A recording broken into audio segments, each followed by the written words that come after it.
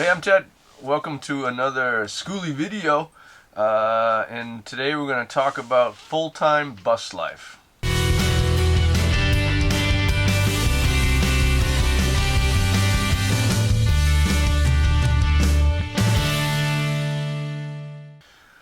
I've been trying to do this video since June. It's October now, and I think I have some clips from the beginning of our move from a traditional brick and mortar house living to full-time bus life that I started back in June. So I may put them in there, but I think I've alluded to it. But just I guess maybe it's the big announcement. We're living in a bus full time and have been since the end of June. And so just kind of want to talk a little bit about kind of how it's been going, and maybe give some foreshadowing of what will come or what could come over the next couple months. And so yeah, so let's go.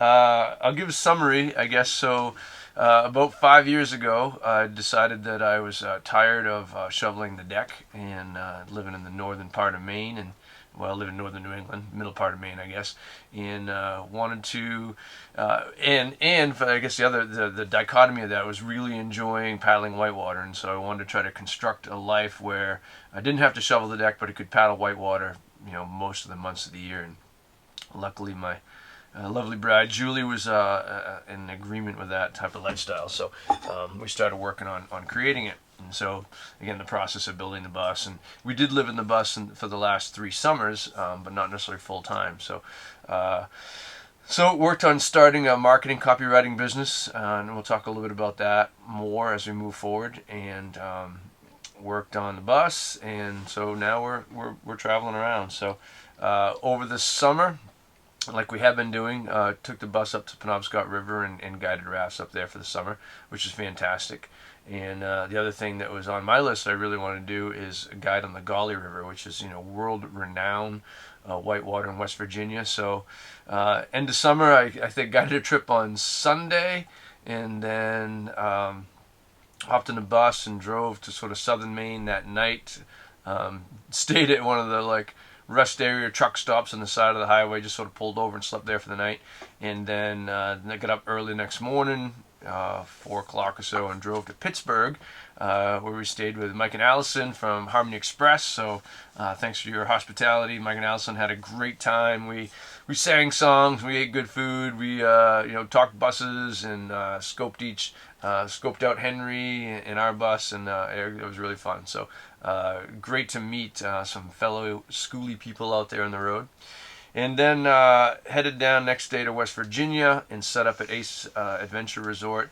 Had a fantastic season there for 6 weeks, guiding on the Gauley. Met another subscriber, Chris. It was great to run into you.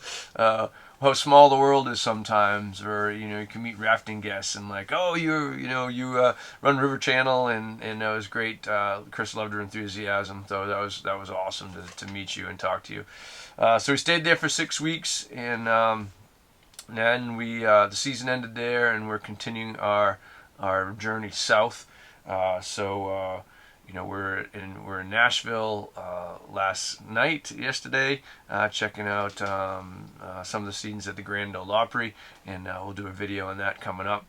And we're off to see some friends in Atlanta tomorrow, Monday, whatever day it is, I guess. And so we're continuing our journey around. So up next, we're not exactly sure where we'll be.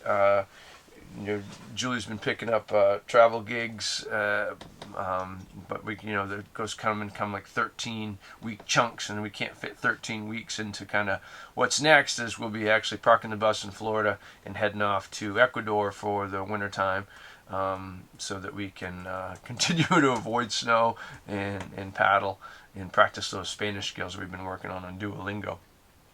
So we'll be in Ecuador for the winter, and then we'll come back to the States and again pick up different travel work sometime in the spring before heading back to Maine for the summertime. So that's kind of what's coming up. It strikes me thinking about kind of what people would like to know, and I think people have this but we all, have this vision of like, what will life be on the road, and have those questions. And so, in thinking about it myself, it seems to come up, well, obviously finances are a big one. How do you actually prepare yourself financially in order to live and generate income and those types of things? Because there are expenses. We spent almost $1,000 in diesel. Holy cow! New York and Connecticut, $5.60 a gallon. And so and then RV sites are not cheap either, nor are they easy to find. So that could be another aspect. It's a separate topic, or maybe it's tied into finances. But it seems to be finances a big thing. Seems to be like space. How do you fit your entire life into 200 square feet? Just over 11. Get rid of more stuff. Yeah, it's a stuff thing. So that's kind of interesting thing. Like how do you consolidate it? What's a space issue? So that could be an issue. I got my notes down here. What is the lifestyle like? Being nomadic, and that's sort of vague, and it covers so much. And I'd be interested in you guys' feedback, like, what kind of questions about lifestyle you have. And what I'm fascinated by, too, and I had this great conversation with one of my friends the other day, is that, you have this freedom, certainly, and now you're ultimately responsible for your own happiness. Before, I think there's this aspect of, like, well, it's my job, and it's being tied into this and tied to that, and you can, oftentimes, I don't know if you want to blame, but you can say, the reason I'm not ecstatic about life every day is because of these different factors. And one thing that strikes me is that once you're on this path, it's very difficult to say I'm not happy because it's ultimately on you. So where's that responsibility between carving out that life you want and being in charge of your own happiness? I think it's a fascinating topic. We'd love to hear your comments on that as well. And then, well, I kind of already touched on it. There's that aspect of like, where do you stay? Where's that, how do you boondock successfully if you want to versus staying in the RV sites, and whole bunch of different things, I guess. So this is, I guess, what I'm asking, or I'm curious about. Those are the ideas that I have for future videos, and what are your questions? Like, what do you really want to know, and what do you want us to sort of experiment or try out or talk about? So again, thinking about finances, use of space, that aspect of lifestyle, RV availability. Where do you, boondocking versus regular commercial sites, diesel cost. There's a whole bunch of topics out there, but I would love to again hear what your questions are and hear what your thoughts are, and we'll continue this sort of as a dialogue moving forward, at least over the next year. So yeah, there's an announcement. We are full time. We're on the road. And I guess I'll finish up. Yeah, one of the reasons that I haven't been as prolific with publishing, and I guess it's a good thing. It's just been really busy. It's in building the copywriting business. There's parts where I had projects coming in, and I never felt like I could say no.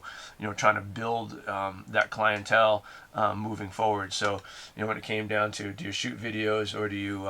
It's fine. Yeah, shoot videos or focus on the clients. We focus on the clients. Hold on.